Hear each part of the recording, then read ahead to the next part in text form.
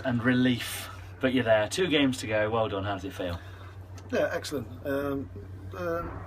I think there's a lot of pleasure going out because not only because I know what's in the changing room, but also then I know the other key stakeholders at the football club that work probably what some people would deem to be the other side of the corridor that don't get mentioned, don't get seen, don't get noticed by the in the public eye. But I know the work that they do behind the scenes. That's the office staff, the office girls, the accounts department, the lottery department, everybody that's been under pressure because of or because of the lack of results and lack of performances that we've been.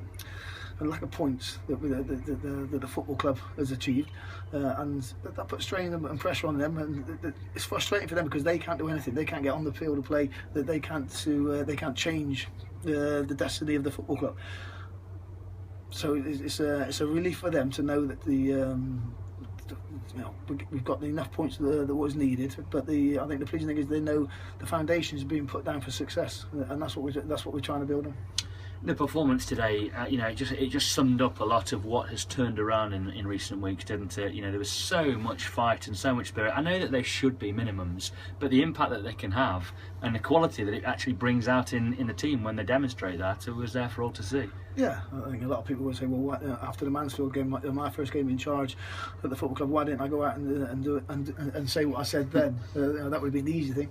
In hindsight, probably I look back now and people say, oh well, was it a masterstroke coming out and saying people didn't deserve to put the shirt on, didn't have male genitalia? But it wasn't done. I'm not that calculated. It was an emotion that I get caught up in at times, but done with honesty. That I felt that the players. Let themselves down first and foremost, let the football club down, but also let myself down and the coaching staff because they served up a performance at Accrington that's not in any way, shape or form what we're about and what we try to achieve on a game basis, on a daily basis.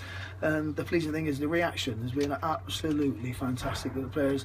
They've had a look at themselves individually, collectively. They've had their team meeting.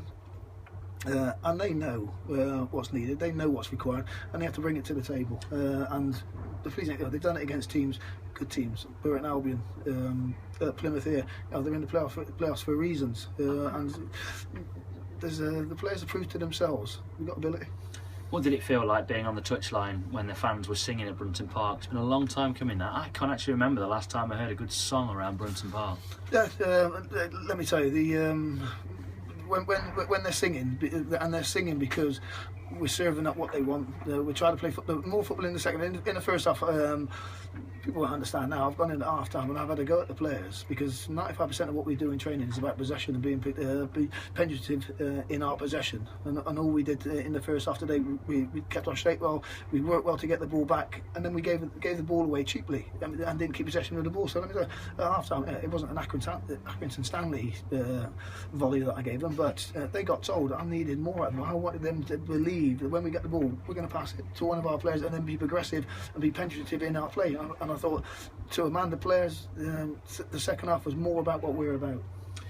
Also, at 2-0 up, they started to play some really nice football, didn't they? Is that more? I mean, people have been talking about what does a Keith Curle side look like, but were we starting to see what you want it to look like? Yeah. I want to play entertaining, attractive, free-flowing football. But first of all, first and foremost, every coach manager will have a philosophy of how he wants the game played. But sometimes what you can't do, you can't walk into a football club with that philosophy. You need to find out what you've got in the changing room and turn a squad of players into a team. And it's taken us a few games, but now I think there's a team ethic in that changing room that's come. And again, there was a lot of praise for the changing room, not only for the 11 starters, but the squad of 18 as a whole squad of players. The daily attentiveness to training, the application, it's unifying the whole group. So even the players that weren't selected today, they're part of the things that we're trying to build at the football club, which is pleasing.